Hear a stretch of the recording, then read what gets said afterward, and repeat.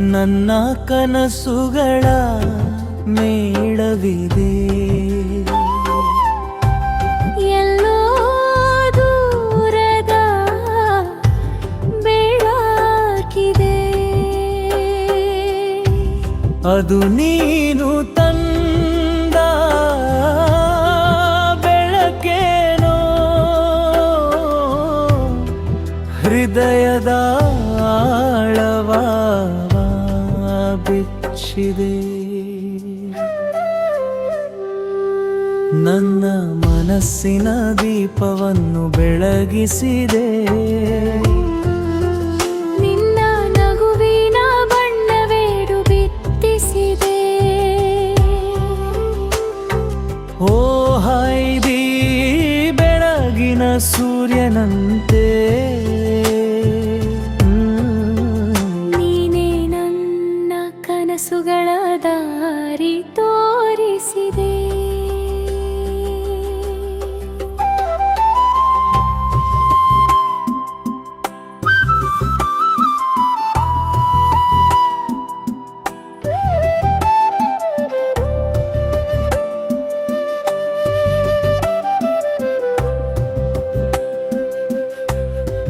ಮುಗಿಯದ ಹಾಡು ನೀನಾಗಿರುವೆ,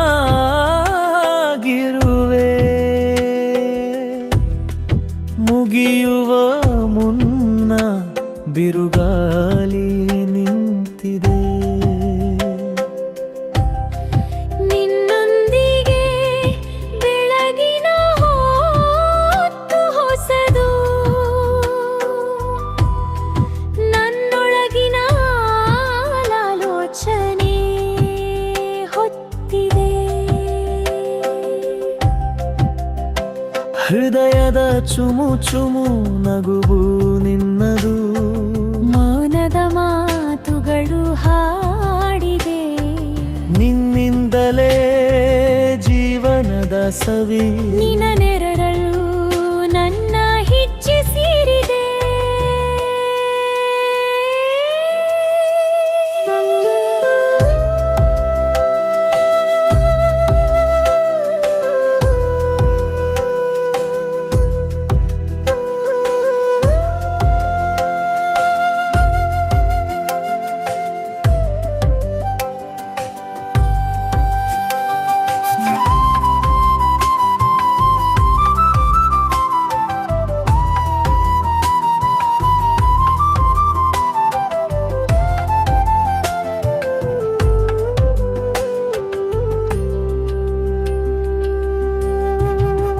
ನನ್ನ ಮನಸ್ಸಿನ ದೀಪವನ್ನು ಬೆಳಗಿಸಿದೆ,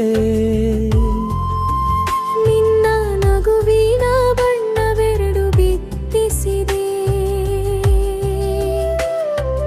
ಓ ಹಾಯ್ದಿ ಬೆಳಗಿನ ಸೂರ್ಯನಂತೆ,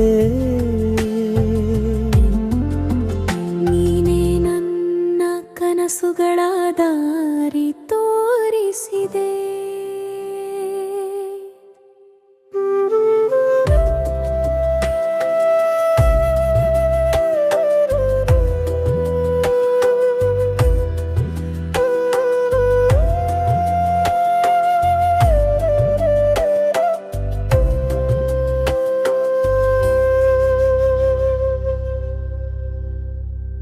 ಓ ಪ್ರಿಯ ಕುಟುಂಬವೇ, ಕ್ರಿಸ್ತನು ನಮ್ಮೊಂದಿಗಿರಲಿ. ಪ್ರಿಯ ಪ್ರೀತಿಯ ಹೆತ್ತವರೇ, ಪ್ರಿಯ ಪ್ರೀತಿಯ ಸಹೋದರ ಸಹೋದರಿಯರೇ, ಪ್ರಿಯ ವೃದ್ಧ ಪೋಷಕರೇ, ಪ್ರಿಯ ಮಕ್ಕಳು ಮತ್ತು ಯುವ ಜನರೇ, ನಾನು ಜೆ.ಎಂ. ತ್ರಿಲೋಕರಾಜನ್. ಇಂದು ಡಿಸೆಂಬರ್ 21ನೇ ತಾರೀಖು, ಆಗಮನದ ಕೊನೆಯ ಭಾನುವಾರದ ಪ್ರಾರ್ಥನೆ. ನಾನು ನಿಮ್ಮನ್ನು ಅತಿಥಿಗಳಾಗಿ ಸ್ವೀಕರಿಸುತ್ತೇನೆ. ನಾಯಕ, ಪ್ರಿಯ ಸಹೋದರ ಸಹೋದರಿಯರೇ, ಇಂದು ನಾವು ಆಗಮನದ 4ನೇ ಭಾನುವಾರದಂದು ಕರ್ತನಾದ ಯೇಸುವಿನ ಸನ್ನಿಹಿತ ಜನನದ ನಿರೀಕ್ಷೆಯಲ್ಲಿ ಒಟ್ಟುಗೂಡಿದ್ದೇವೆ. ನಾವು ನಮ್ಮ ಹೃದಯಗಳನ್ನು ತೆರೆದು ನಮ್ಮ ನಡುವೆ ಬರಲಿರುವ ಕರ್ತನನ್ನು ಸ್ವಾಗತಿಸೋಣ. ಮೊದಲ ಬೈಬಲ್ ಪದ್ಯವನ್ನು ಮಾತನಾಡಿ. ಸೇಂಟ್ ಮತ್ತಾಯನ ಪವಿತ್ರ ಸುವಾರ್ತೆ 5. ಪದ್ಯಗಳು 14 ರಿಂದ 16. ನೀವು ಲೋಕದ ಬೆಳಕು. ಬೆಟ್ಟದ ಮೇಲೆ ಇರುವ ನಗರವನ್ನು ಮರೆಮಾಡಲು ಸಾಧ್ಯವಿಲ್ಲ. ಮತ್ತು ಜನರು ದೀಪವನ್ನು ಬೆಳಗಿಸಿದಾಗ ಅವರು ಅದನ್ನು ಬುಟ್ಟಿಯ ಕೆಳಗೆ ಇಡುವುದಿಲ್ಲ. ಆದರೆ ದೀಪಸ್ತಂಭದ ಮೇಲೆ ಇಡುತ್ತಾರೆ ಮತ್ತು ಅದು ಮನೆಯಲ್ಲಿರುವ ಎಲ್ಲರಿಗೂ ಬೆಳಕನ್ನು ನೀಡುತ್ತದೆ. ಅದೇ ರೀತಿಯಲ್ಲಿ ನಿಮ್ಮ ಬೆಳಕು ಮನುಷ್ಯರ ಮುಂದೆ ಬೆಳಗಲಿ. ಇದರಿಂದ ಅವರು ನಿಮ್ಮ ಒಳ್ಳೆಯ ಕಾರ್ಯಗಳನ್ನು ನೋಡಿ ಸ್ವರ್ಗದಲ್ಲಿರುವ ನಿಮ್ಮ ತಂದೆಯನ್ನು ಮಹಿಮೆಪಡಿಸುತ್ತಾರೆ. ಹೆಚ್ಚಿನ ಅರ್ಥ: ಯೇಸು ನಮ್ಮನ್ನು ಕೇವಲ ವಿಶ್ವಾಸಿಗಳಾಗಿರಲು ಅಲ್ಲ, ಲೋಕದಲ್ಲಿ ಬೆಳಕಾಗಿರಲು ಕರೆಯುತ್ತಾನೆ. ನಮ್ಮ ಜೀವನ, ನಮ್ಮ ಕಾರ್ಯಗಳು, ನಮ್ಮ ಮಾತುಗಳು ಎಲ್ಲವೂ ದೇವರ ಮಹಿಮೆಯನ್ನು ಬಹಿರಂಗಪಡಿಸುವ ಸಾಧನಗಳಾಗಿವೆ. ಕ್ರೈಸ್ತ ಜೀವನವು ಅಡಗಿಕೊಂಡು ಬದುಕುವ ಜೀವನವಲ್ಲ, ಆದರೆ ಪ್ರೀತಿ, ಸೇವೆ ಮತ್ತು ಸತ್ಯದ ಮೂಲಕ ಜಗತ್ತನ್ನು ಮುನ್ನಡೆಸುವ ಜೀವನ. ಪ್ರಾರ್ಥನೆ. ಕರ್ತನಾದ ಯೇಸುವೇ, ಕತ್ತಲೆಯಲ್ಲಿ ಬೆಳಕಾಗುವ ಜೀವನವನ್ನು ನನಗೆ ಕೊಡು. ನನ್ನ ಕಾರ್ಯಗಳು, ನನ್ನ ಮಾತುಗಳು ಮತ್ತು ನನ್ನ ನಡವಳಿಕೆಯು ನಿನ್ನ ಮಹಿಮೆಯನ್ನು ಬಹಿರಂಗಪಡಿಸಲಿ. ಲೋಕದ ಬೆಳಕಾಗಿ ನನ್ನನ್ನು ಕಳುಹಿಸು. ಆಮೆನ್. ಬೈಬಲ್ನ 2ನೇ ವಚನದಲ್ಲಿ ಮಾತನಾಡಿ. ಸಂತ ಲೂಕನ ಪವಿತ್ರ ಸುವಾರ್ತೆ, ಅಧ್ಯಾಯ 2, ವಚನಗಳು 6 ಮತ್ತು 7. ಮತ್ತು ಅವರು ಅಲ್ಲಿರುವಾಗ ಅವಳು ಹೆರಿಗೆಯಾಗುವ ಸಮಯ ಬಂದಿತು. ಅವಳು ತನ್ನ ಚೊಚ್ಚಲ ಮಗನಿಗೆ ಜನ್ಮ ನೀಡಿದಳು.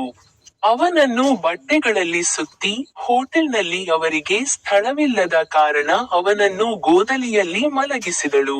ಶ್ರೇಷ್ಠ ಅರ್ಥ: ದೇವರ ಮಗನು ವೈಭವ ಮತ್ತು ಅರಮನೆಗಳಲ್ಲಿ ಜನಿಸುವುದಿಲ್ಲ, ಆದರೆ ಸರಳತೆ, ನಮ್ರತೆ ಮತ್ತು ಬಡತನದಲ್ಲಿ ಜನಿಸುತ್ತಾನೆ.